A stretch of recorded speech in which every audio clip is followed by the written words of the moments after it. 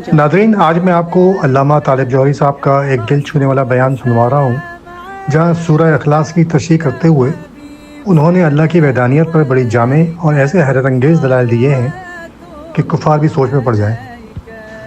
नाज़रीन, अल्लामा तालिब जौहरी साहब एक मुमताज़ पाकिस्तानी आलिम, शायर, मौर्रिख़ और फ़लसफ़ी थे। अल्लामा साहब अपनी खिताबत, कुरानी तफासीर, खुसूसन अपनी मारूफ शाम ग़रीबा की मजालिस के बाइस बड़ी शोहरत रखते थे। अल्लामा साहब 1939 में पटना, भारत में पैदा हुए और 1949 में उन्होंने पाकिस्तान हिजरत की। तो आइए नाज़रीन, सुनते हैं उनका मुख्तसर लेकिन मंतक और दलाइल से भरपूर हैरत अंगेज़ बयान। सबसे पहले जो बात मैं आपकी खिदमत में अर्ज करना चाहूँगा वो बात ये है कि पैगम्बर अकरम को हुक्म दिया कि कहो, और पैगम्बर अकरम ने इन आयतों को हम तक पहुँचाया। यानी पहले मुखातब वो और उसके बाद पूरी इंसानियत इन आयतों की मुखातब है। क्या कहो? हो अल्लाह है, वो अल्लाह एक है। मैं कौन अल्लाह? अगर मैं कहूं कि वो किताब लाए तो आप पूछेंगे ना कौन सी किताब। अगर मैं ये कहूं वो शख्स आया था तो या तो पहले से जहन में तय हो कि कौन सा शख्स, वरना मेरे मोहतरम सुनने वालों में से हर एक को यह हक होगा पूछने का, भाई आप जो कह रहे हैं वो शख्स आया था, कौन सा शख्स। तो इसमें वो बहुत कलीदी है, कीवर्ड है, जिसे हमारे मुफस्सरीन ने ज़मीर शान के नाम से याद किया कि ये जो वो है वो परवरदिगार आलम ने जीनत के लिए रखा है। हालांकि मेरा ख्याल ये है कि हुआ, वो अल्लाह का हुआ, ये तो दो हर्फ है ना। परवरदिगार आलम एक जेर और एक जबर भी जीनत के लिए और गैर जरूरी इस्तेमाल नहीं करता, जब तक कि उसके पस मंजर में और उसके बैकग्राउंड में कोई चीज ना हो। तो ये हुआ कलीदी लफ्ज़ है, वो अल्लाह, वो अल्लाह पे क्या है। देखिए, आपकी जो पूरी जिंदगी चल रही है वो सबब और मुसब्बब पे चल रही है, इल्लत और मालूल पे चल रही है, जिसे फलसफे की इस्तिलाह में कॉज और इफेक्ट कहते हैं। मैं उसकी मिसाल दे दूं ताकि बात वाज़ेह हो जाए। ये मेज यहां रखी हुई है, मेरे मोहतरम सामीन के सामने फकत मेज है, इसका बनाने वाला यहां नहीं है। लेकिन क्या कोई मोहतरम सुनने वाला यह कह सकता है कि यह मेज खुद ब खुद वजूद में आई, इसका बनाने वाला कोई नहीं है क्योंकि मौजूद नहीं है? नहीं, यह है असर। अकल कहती है कि अगर कोई असर है तो उसका कोई मुअस्सिर भी होगा, अगर कोई मुसब्बब है तो उसका कोई सबब भी होगा, अगर कोई मालूल है तो उसकी कोई इल्लत होगी, अगर कोई इफेक्ट है तो उसका कोई कॉज होगा। यह फितरत है। आपने दीवार के पीछे से धुआं उठता हुआ देखा, आग नहीं देखी आपने, लेकिन आपको यकीन है इस बात का कि चूंकि धुआं है तो यकीनन कहीं ना कहीं आग होगी। धुआं असर है, आग उसकी मुअस्सिर है। तो असर से मुअस्सिर तक जाना यह इंसान की फितरत है, और इस फितरत से इंसान इनकार नहीं कर सकता। कमरे में धूप की किरण आ जाए, आप कसम शरई के साथ ये कह सकते हैं और अपने विजदान सलीम को गवाह बना के कह सकते हैं सूरज निकला हुआ है। हालांकि आपने सूरज को नहीं देखा, आपने धूप को देखा है। तो असर को देखकर मुअस्सिर का पता चला लेना ये इंसान के इल्म की सबसे बड़ी हकीकत है।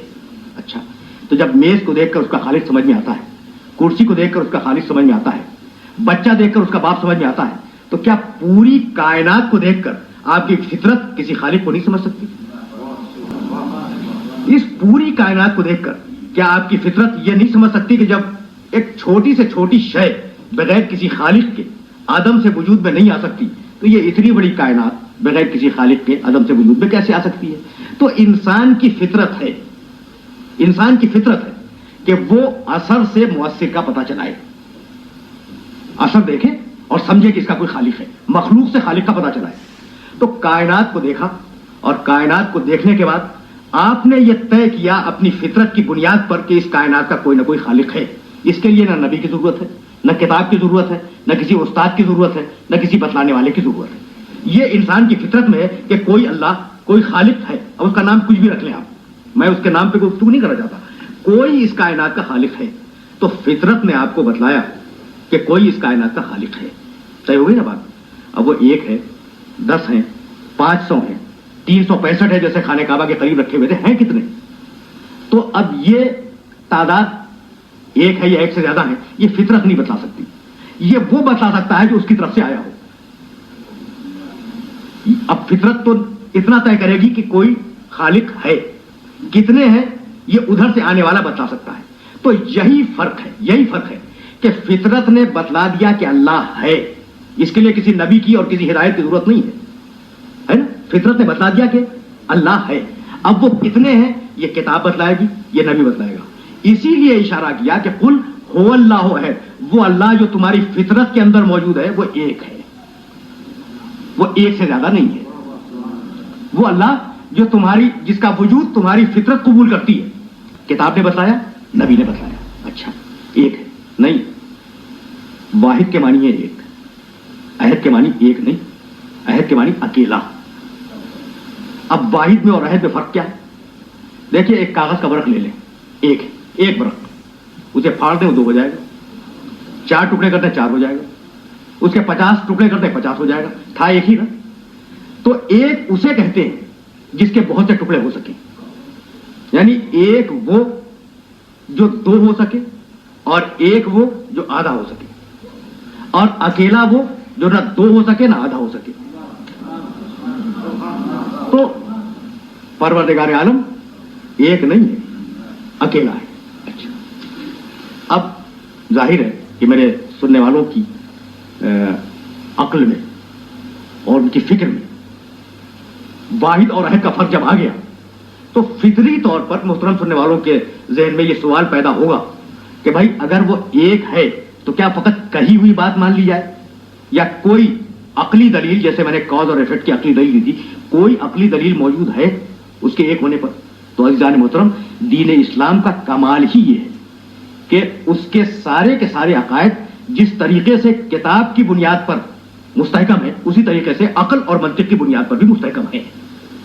فرض کر لیں، دیکھیے عہد کو ذہن میں رکھیے گا، عہد وہ جس کے جز نہ ہو سکیں، عہد اکیلا اسے کہتے ہیں جس کے جز نہ ہو سکے.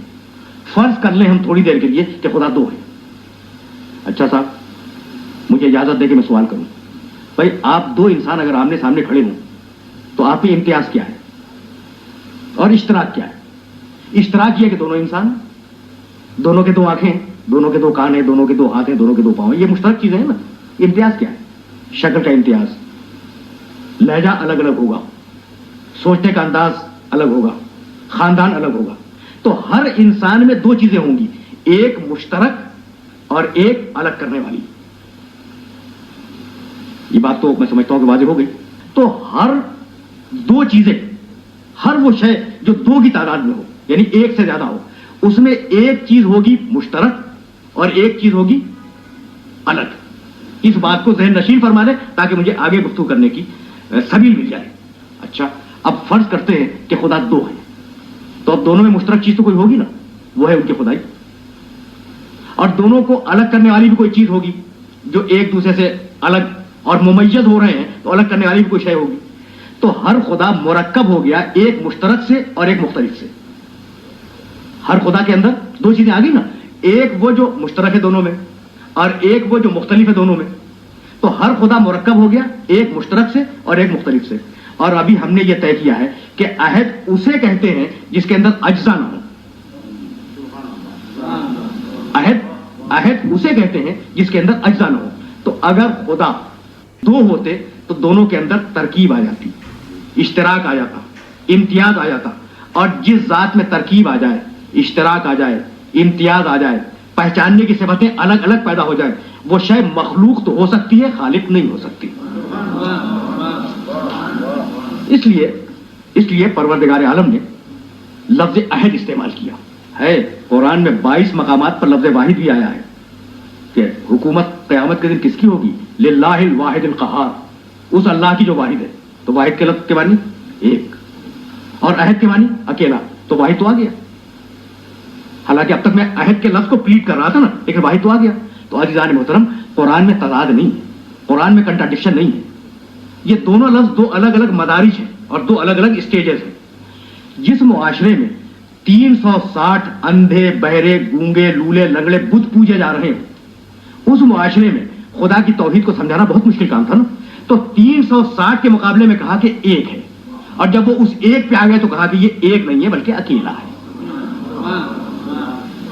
تو تدریج کے ساتھ پروردگار عالم نے تدریج کے ساتھ فلسفہ توحید کو آگے بڑھایا، اور اس کے بعد ارشاد فرمایا اللہ الصمد. دیکھو وہ بے نیاز ہے. صمد کے معنی بہت سے ہیں، ایک معنی وہ بے نیاز ہے. دنیا کی کوئی ایسی مخلوق نہیں ہے جو محتاج نہ ہو. جہاں احتیاج دیکھو سمجھ لو کہ خدائی نہیں ہے, ربوبیت نہیں ہے, عبودیت ہے. اور جہاں دیکھو بے نیازی ہے وہاں سمجھ لو کہ وہ خدائی کی منزل ہے. تو وہ ہے صمد, بے نیاز. اب پیغمبر اکرم نے اس کی تشریح کیا کی قرآن مجید کے حوالے سے. بھائی یہ تمہارے بت ہے نا, یہ بول نہیں سکتے.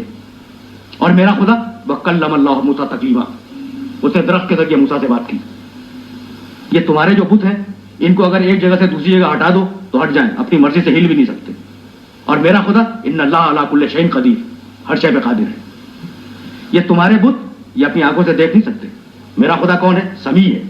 اب لفظیں آ رہی ہیں قرآن مجید میں. یہ تمہارے بت سن نہیں سکتے. میرا خدا کون ہے؟ بصیر ہے. تو اب ایک طرف پیغمبر اکرم صلی اللہ علیہ وآلہ وسلم نے ان کے خداؤں کے عیب گنوائے, اور دوسری طرف اپنے خدا کی پاکی اور بے عیبی بتلائی. تمہارے بت لنگڑے, میرا خدا صاحب کمال. تمہارے بت اندھے, میرا خدا بصیر. تمہارے بت بہرے, سن نہیں سکتے. میرا خدا سمیع. تمہارے بت بات نہیں کر سکتے. میرا خدا وہ جو درخت کے ذریعے بات کرے. تو اب سن رہے ہیں نا وہ غیرت مند عرب, وہ غیرت مند عرب سن رہے ہیں کہ یہ مسلمانوں کا رسول ہمارے 365 خداؤں کو برا کہہ رہا ہے. کہہ سکتے تھے الٹ کے مشرکین مکہ یہ کہہ سکتے تھے کہ رسول تم نے ہمارے خداؤں میں عیب نکال دیے, چونکہ ہمارے خدا تمہارے سامنے ہیں. اب تم اپنے خدا کو ہمارے سامنے لے کے آؤ. تو تم نے 50 عیب نکالے ہیں, ہم تمہارے خدا میں 500 عیب نکال دیں گے. تو اسی لیے پروردگار عالم نے اتنا بے عیب رسول بھیجا کہ پہلے اس میں عیب تلاش کرو, مجھ تک بعد میں آؤ گے. وآخر دعوانا ان الحمد للہ رب العالمین.